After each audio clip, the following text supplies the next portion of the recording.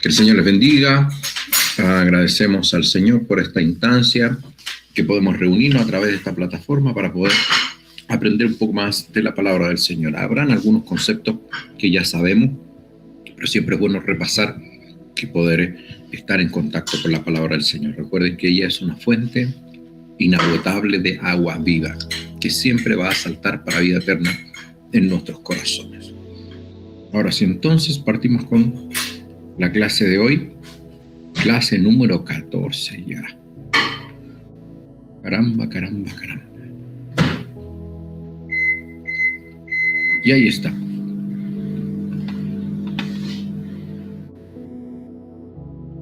Partimos. Ya lo dijimos, clase número 14, bienvenidos. Desde ya comenzamos y mucha atención. Hemos venido hablando acerca del ministerio de Jesús. Aquí vamos a hacer un pequeño repaso solamente de algunos conceptos. Y en cuanto al ministerio de Jesús, debemos decir que este parte luego de dos hitos muy importantes. Hay un tercero, pero que se menciona en el Evangelio de Juan, que no es un sinóptico. Recuerde que estamos viendo los sinópticos. Igual vamos a ir al Evangelio de Juan de repente, si es necesario. Pero esos dos hitos, de acuerdo a los sinópticos, previos al comienzo del ministerio público de Jesús, primero es el bautismo, que ya lo vimos, lo analizamos en profundidad, dentro de lo que se podía, y también la tentación, que también fue materia de un par de clases anteriores. Esos dos hitos, tanto el bautismo como la tentación, dan inicio al ministerio público de Jesús, que oficialmente parte en Galilea. Jesús es bautizado en Judea, pero parte su ministerio público de manera oficial en Galilea. Ahora, estuvimos hablando la semana pasada de cuáles eran los propósitos, cuál es el quehacer de Jesús en su ministerio terrenal. Y tomamos Lucas, el Evangelio de Lucas, donde Jesucristo toma la profecía del profeta Isaías y la lee. Y dice, esa escritura se ha cumplido hoy. Eso lo analizamos la semana pasada. Ahora mencionamos solamente rápidamente que Jesús vino a sanar enfermos, Jesús vino a expulsar demonios, Jesús vino a anunciar y enseñar las verdades del reino. Y por último, por supuesto, no podemos dejar ese propósito tan relevante para nosotros y para nuestra salvación. No lo podemos dejar de mencionar, que es que Jesús vino a salvar a la humanidad mediante su muerte en la cruz del Calvario. La semana pasada también estuvimos hablando acerca de las dignidades de Jesús. El concepto de dignidades de Jesús se refiere a los títulos, honores y roles oficiales de nuestro Señor. A saber, esto lo vimos un poquito más en profundidad la semana pasada, así que ahora lo repasamos rápidamente. Y decimos que Jesús es Rey. Y en su vestidura y en su muslo tiene escrito este nombre: Rey de Reyes y Señor de Señores. Apocalipsis capítulo 19, versículo 16. Jesús es Rey. Jesús gobierna. Ahora sí. También decimos que Jesús es profeta. En Lucas capítulo 7, versículo 16, se nos menciona este versículo. Y todos tuvieron miedo y glorificaban a Dios diciendo: un gran profeta se ha levantado entre nosotros. Y Dios ha visitado a su pueblo.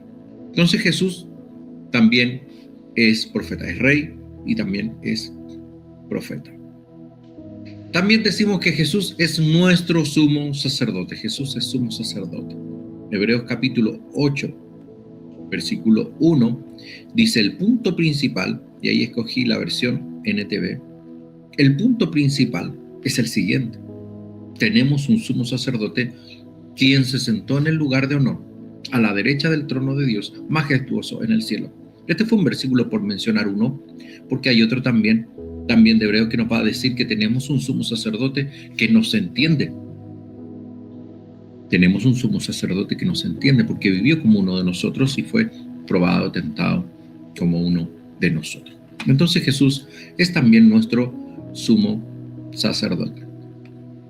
Hoy vamos a enfocarnos un poquito más en el ministerio de Jesús y vamos a ver el aspecto más relevante del ministerio del Nazareno. ¿Cuál será el aspecto más relevante? Recuerden que vimos sanar enfermos, echar fuera demonios, anunciar y predicar el reino, por mencionar algunos.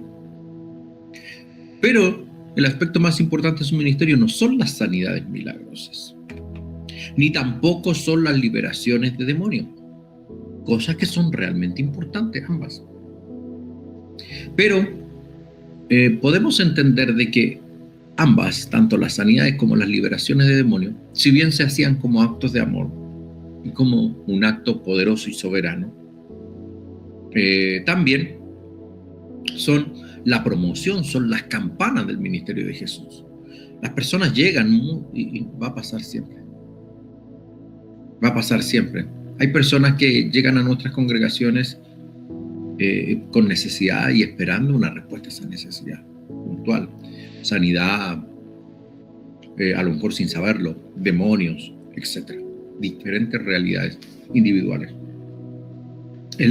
La diferencia es que también las personas deberían quedarse en un lugar, entre otras cosas, por la palabra de Dios. No solamente los milagros son relevantes, la liberación de demonios son súper relevantes, pero la más importante, el aspecto más importante del ministerio de Jesús es anunciar y enseñar las verdades del reino. Ese es el aspecto más importante del ministerio de Jesús. Y en eso se esforzó, esa fue su principal característica. Lo demás era un acompañamiento, era una muestra de poder, era una muestra de autoridad, era una muestra del Espíritu Santo obrando a través de nuestro Señor. Pero el aspecto más importante del ministerio terrenal de Jesucristo es anunciar y enseñar las verdades del reino. Ese es el aspecto más importante de su ministerio.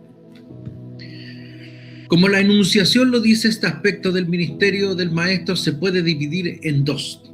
Uno, anunciar. Y dos, enseñar. Si bien el contenido es el mismo, las verdades del reino, entre anunciar y enseñar hay un matiz de diferencia. Y de eso es lo que vamos a hablar el día de hoy. El anuncio de Jesús es simple.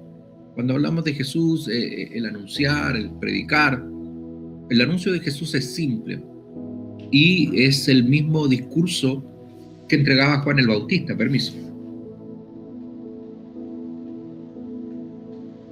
Exactamente el mismo. Arrepentidos.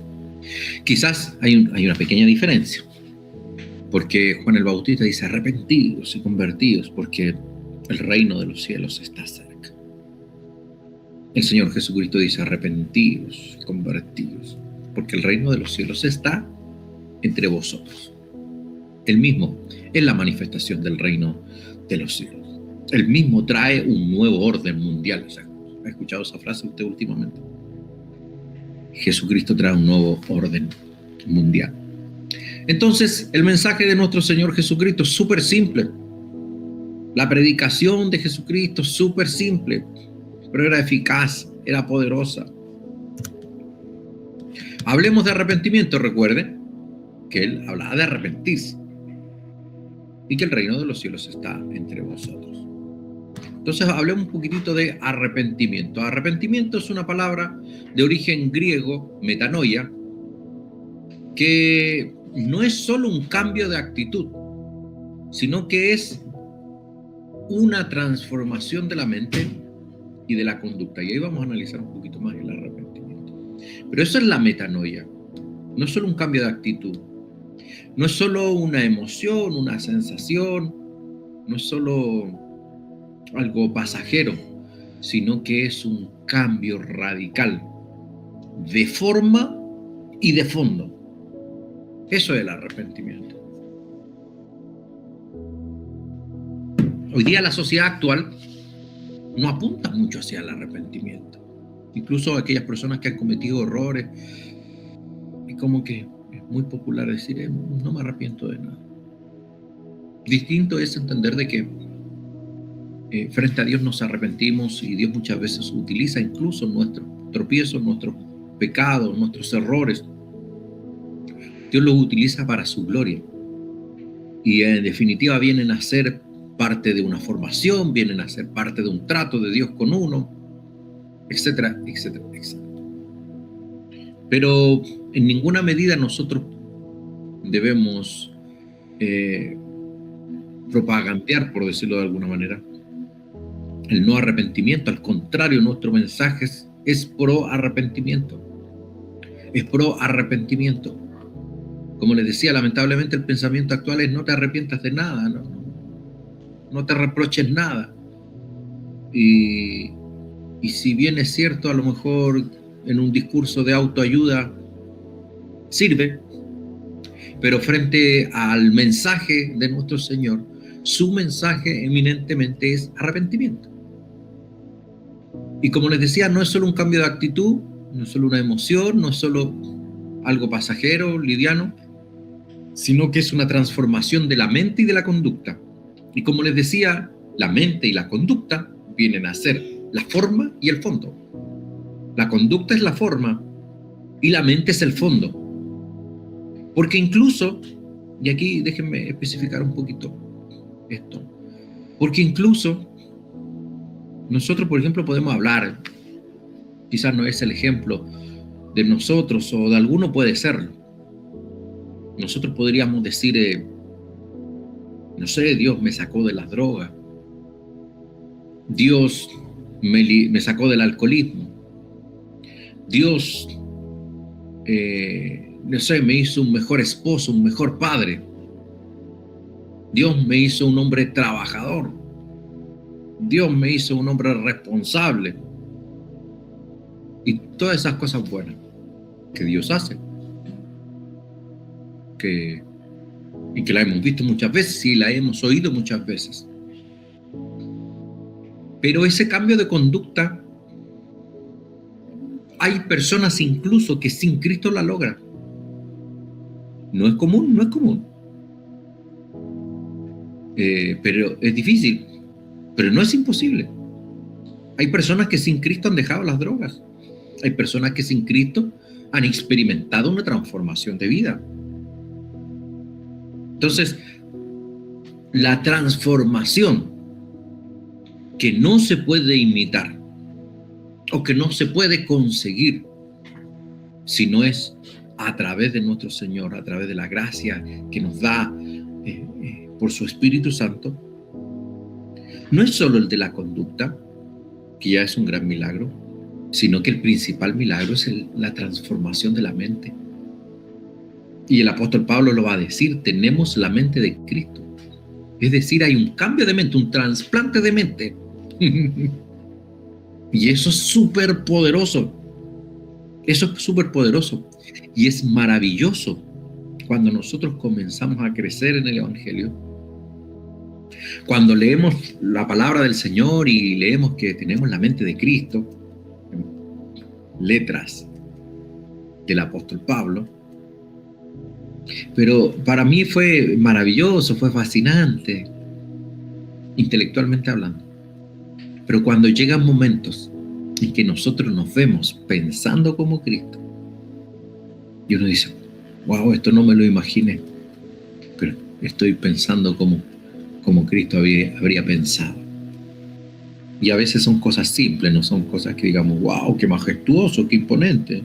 No. A veces son cosas simples, en los cuales se demuestra, o nosotros podemos notar y entender, de que el proceso de transformación en nuestra vida es más que solo la conducta, sino que es una transformación de la mente.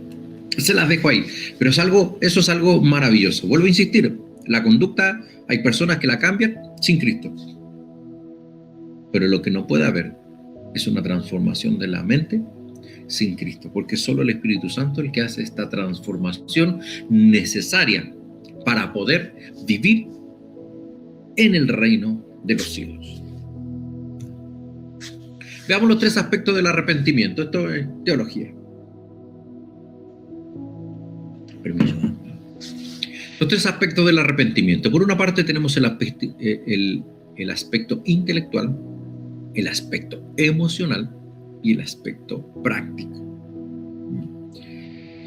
El intelectual es cuando nosotros entendemos que el mensaje que estamos recibiendo es de toda lógica y lo podemos comprender de manera intelectual.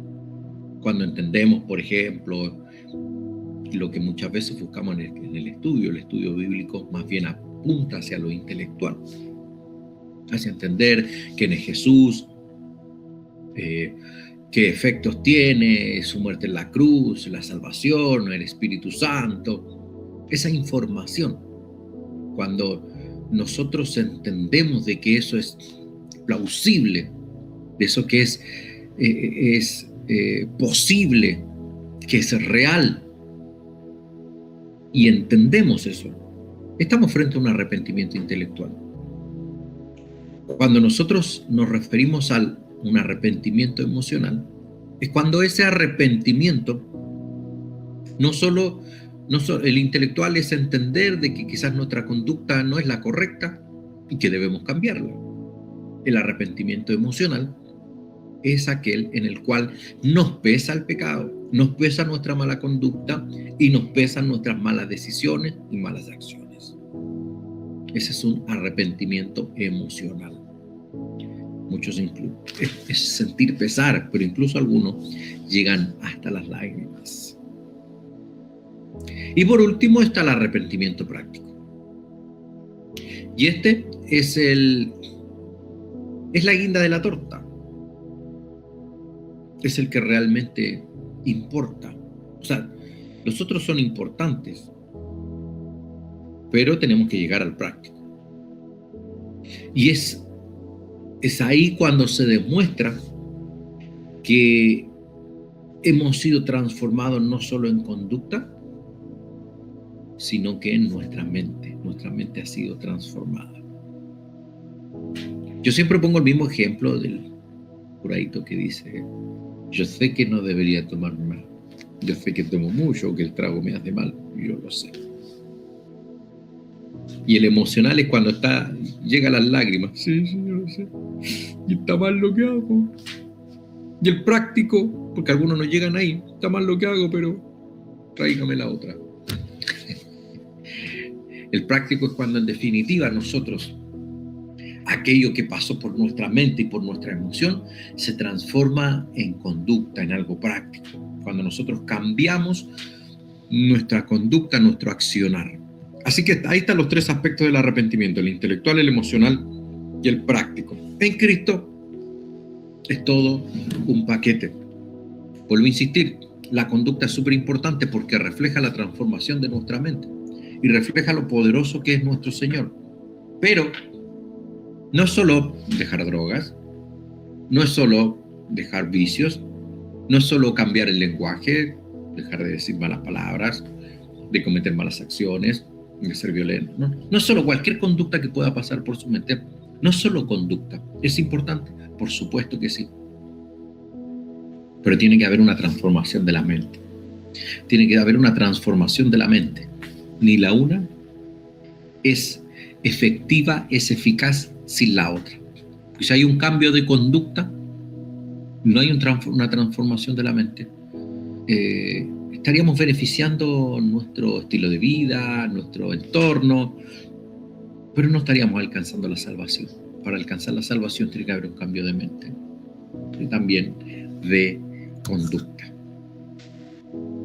Sigamos. ¿Recuerdan que dijimos que Jesús es rey y que leímos Apocalipsis 19:16, en el cual decía: y en su vestidura y en su muslo tiene escrito este nombre, Rey de Reyes y Señor de Señores? Eso lo vimos la semana pasada.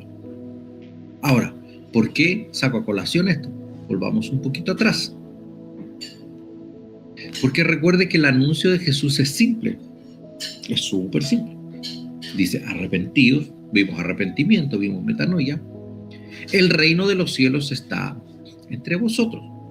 Y ese es el segundo concepto importante, aunque simple, pero ese es el segundo concepto importante que hay en el anuncio de nuestro Señor Jesucristo.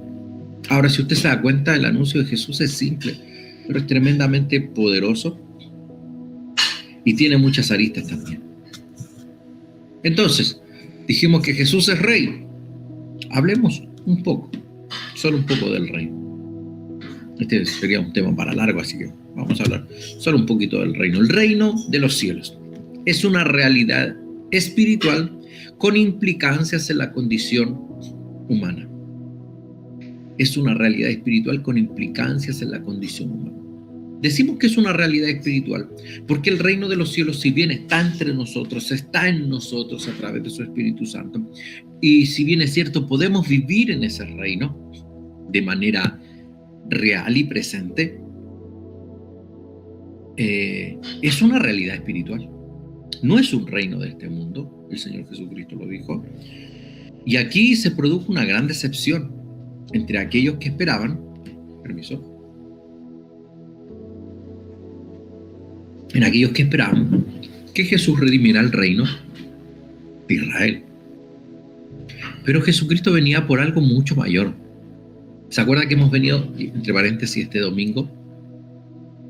Voy a compartir, creo, si Dios no dice otra cosa, la última parte de la serie de mensajes expectativa versus realidad. ¿Se acuerda que vimos el ejemplo de Abraham, el llamamiento de Abraham, el ejemplo de David?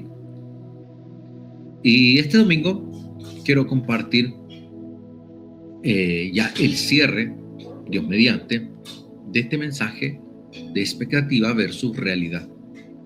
Y en el ministerio de Jesús, y también por supuesto de donde surge la idea de compartir este mensaje, también en el ministerio de Juan el Bautista, hay muchas situaciones que tienen que ver con las expectativas.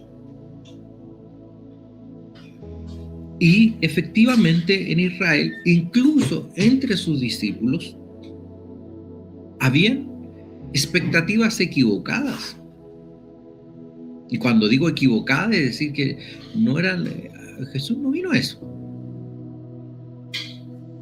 Jesús no vino a liberar físicamente al pueblo, no vino a dirigir un ejército, no vino a establecer una nación de Israel libre, soberana, a sacudirlos del yugo del dominio romano.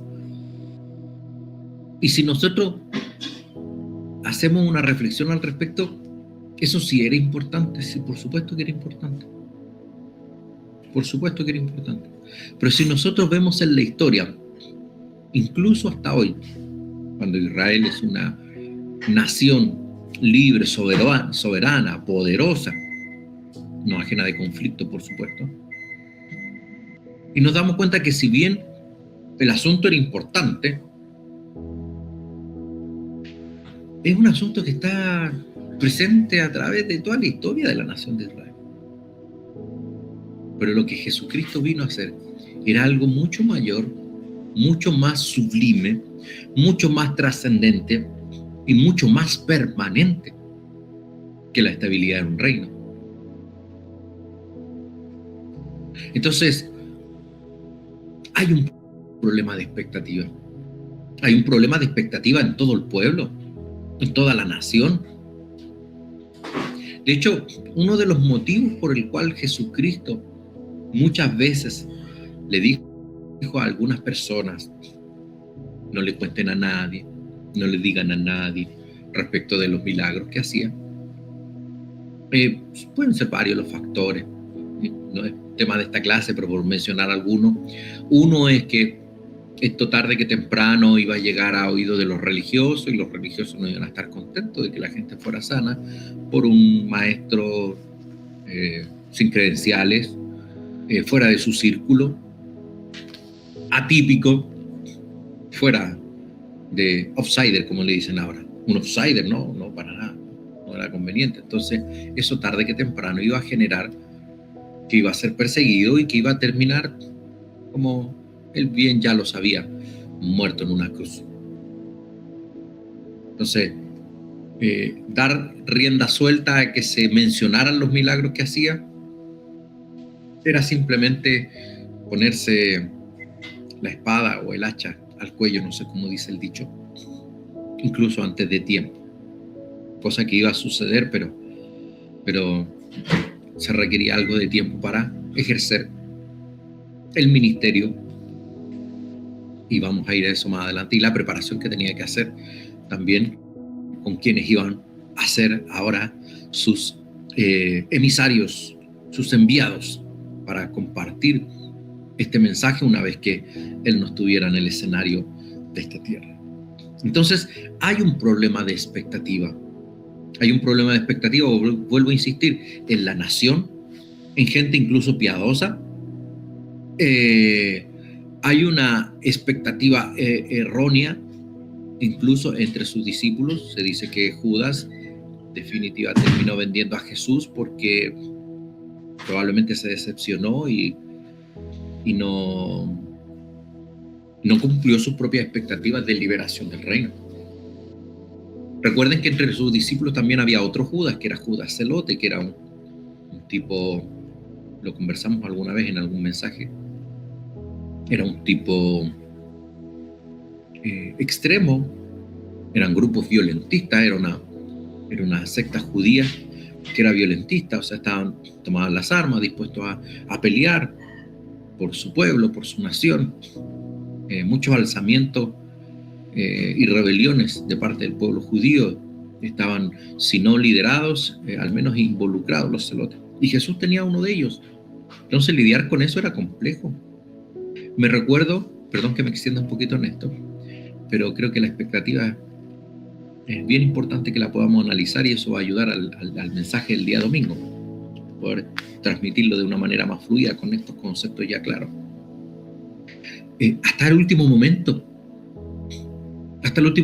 cuando Jesús iba y se encontró con unos discípulos camino a Maús, iba conversando con ellos, y ellos estaban tristes porque Jesús, el Nazareno, había muerto, y ellos dicen: nosotros teníamos la esperanza de que fuera Él quien restaurara el reino de Israel. O sea, hasta última hora,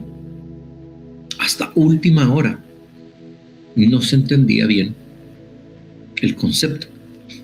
Yo me pregunto muchas cosas de repente, permiso. A lo mejor cosas que no voy a tener nunca respuesta, al menos en esta vida. Pero por ejemplo, Simeón, ¿se acuerdan de Simeón? Que él había recibido una profecía de que no iba a cerrar sus ojos hasta que viera la redención de Israel. No sé cuántos se acuerdan, díganme amén o pónganme un dedito para arriba. Y él, cuando ve a Jesús y se alegra con los padres y dice: ahora mis ojos se pueden cerrar tranquilamente.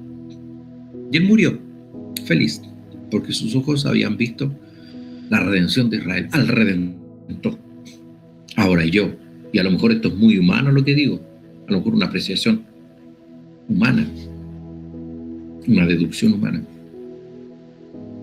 pero yo estoy casi seguro de que si Simeón hubiese seguido viviendo, probablemente sería uno más de los que se decepcionó, al menos en primera instancia, como muchos de los discípulos y seguidores de Jesús. Porque yo creo que en todos había una expectativa errónea de la restauración del reino de Israel, de ese descendiente de David, de ese hijo de David, del cual se anuncia en el pacto davídico. Yo creo que todos tenían una expectativa equivocada respecto del reino de los cielos. Y Jesús comienza, y hasta hoy creo que es necesario poder compartir el mensaje y las enseñanzas del reino de los cielos, porque muchas veces nosotros no tenemos la claridad plena, y a veces ni siquiera parcial, de lo que realmente significa el reino de los cielos en nosotros. Volvemos a insistir en esta definición que quizás es escueta, pero que necesitamos ir internalizando para comenzar a conocer de mejor manera lo que es el reino de los cielos. Y es una realidad espiritual con implicancias en la condición humana. Ya, porque el que sea espiritual no significa que no va a afectar en mi vida natural. Jesucristo dijo: el reino se ha acercado, el reino está ante vosotros. Entonces es una realidad espiritual, pero esa realidad espiritual no está divorciada de la condición humana, no está divorciada de en nuestra naturalidad, si lo podemos decir de alguna manera, sino que van coincidiendo. Por eso la expresión dice es una realidad espiritual con implicancias en la condición humana. Porque aunque es una realidad espiritual, sí afecta a nuestra condición humana. Sí afecta a nuestra esperanza, sí afecta a nuestro estilo de vida, sí afecta a nuestro propósito de vida. O sea, afecta. Y esa es su misión, y esa es su tarea. Y aquí hago un paréntesis de los muchos que quizás hago, que muchas veces dice, hay personas que me han preguntado, ¿el reino de los cielos viene? ¿O lo vamos a vivir cuando estemos en el cielo, cuando estemos con Jesús? ¿O es una realidad ahora? ¿Es una realidad futura o es una realidad presente? Y el reino de los cielos es ambas. Es una realidad, será una realidad futura cuando estemos en presencia del Señor y vivamos eternamente adorando, exaltando, etcétera, etcétera, etcétera. Pero también es una realidad presente. Es decir, no es que vayamos a vivir en el reino de los cielos, sino que hoy vivimos y no tenemos la plena conciencia de lo que eso realmente significa, pero vivimos en el reino de los cielos. Vivimos en el reino de los cielos. El problema es que nosotros estamos en una condición humana y muchas veces nos disociamos de esa realidad espiritual. Y cuando usted y yo creemos, cuando usted y yo abrazamos ese reino, es cuando ese reino tiene implicancias en nuestra condición humana. Necesitamos abrazar ese reino. Necesitamos entender y vivir, no como que el reino de los cielos va a venir, sino que vivimos en el reino de los cielos. Y eso quiere decir que nosotros tenemos una realidad espiritual, no sé si es la palabra correcta, pero si me permiten explicarlo de esta manera, tenemos una realidad paralela. Porque aquí podemos estar en una condición compleja, pero a pesar de eso somos hijos del Rey, tenemos autoridad, somos prósperos, a pesar de que podamos estar pasando una crisis, a pesar de que podamos estar viviendo circunstancias, a pesar de, póngale todas las situaciones, todos los etcétera que haya vivido, que esté viviendo, que puede vivir o que se le ocurra. Cualquiera de esas no condiciona nuestra realidad espiritual, porque nuestra realidad es que somos parte del reino. Y cuando nosotros entendemos eso y vivimos de acuerdo a esos principios y con esa fe y con esa convicción, es que el reino espiritual comienza a tener implicancias en nuestra condición humana. Es decir, cambia nuestra realidad.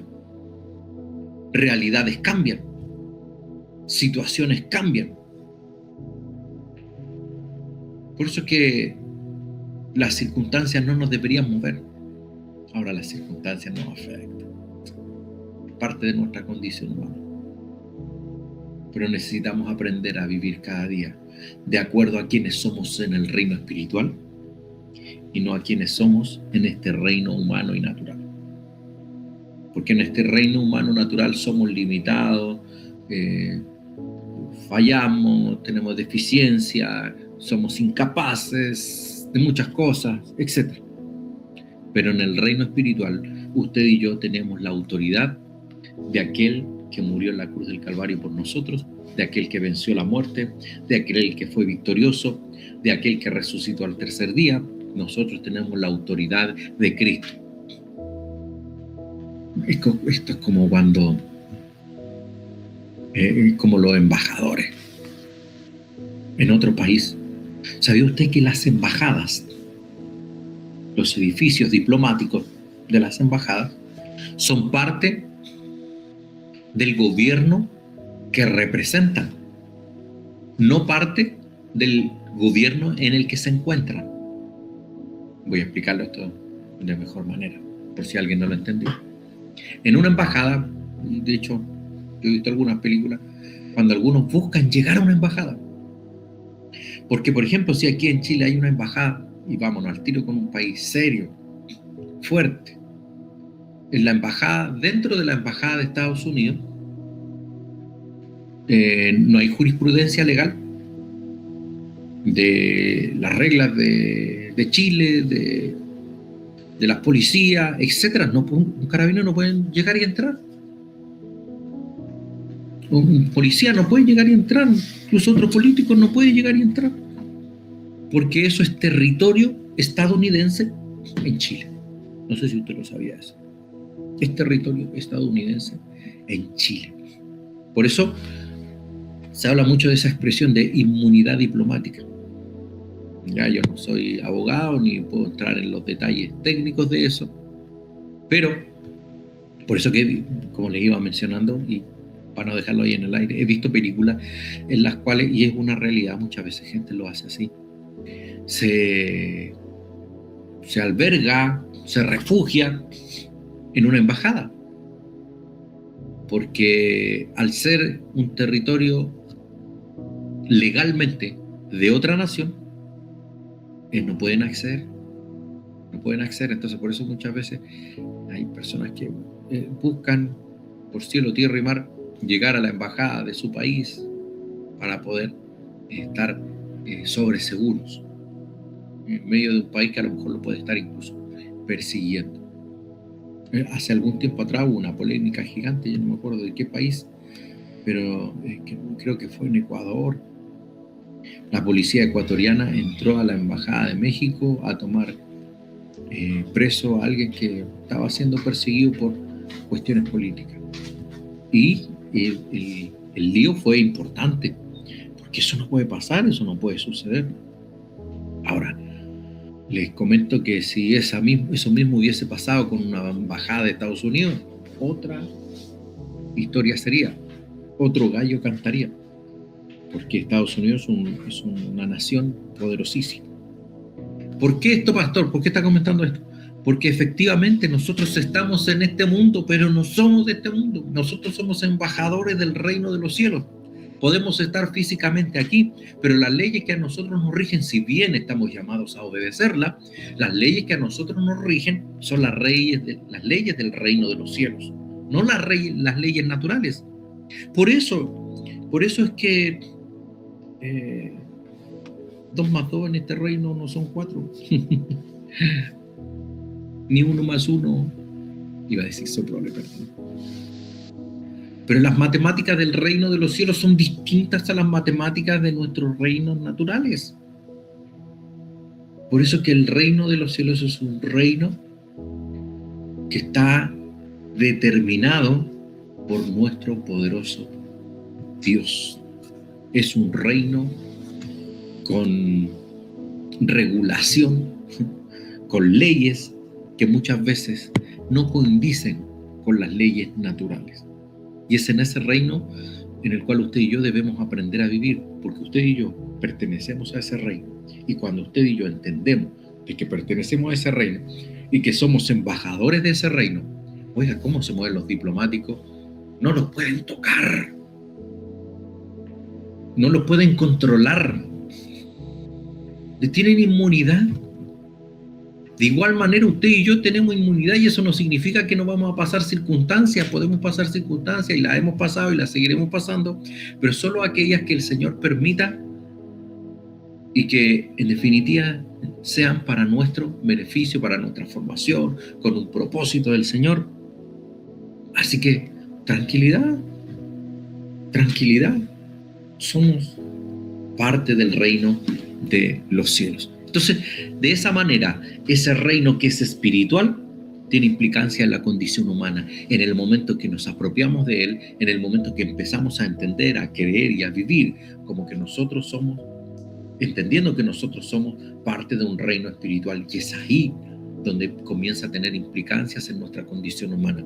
Y es ahí cuando se empieza a reflejar y empezamos a vivir en nuestra limitación humana las bondades del reino de los cielos. Es un tema profundo que no lo vamos a terminar hoy. Sigamos. Esto nos conecta con el siguiente aspecto, la enseñanza, porque, vuelvo a decir, dijimos al principio que el mensaje de Cristo era básico, simple. ¿Cuál era su mensaje? Arrepentidos, convertidos, porque el reino de los cielos está entre vosotros. Pero el reino de los cielos es un tema complejo. Y es un tema que difícilmente se entiende solamente por la mera intelectualidad, solamente por una cuestión cognitiva, sino que se entiende desde una perspectiva espiritual.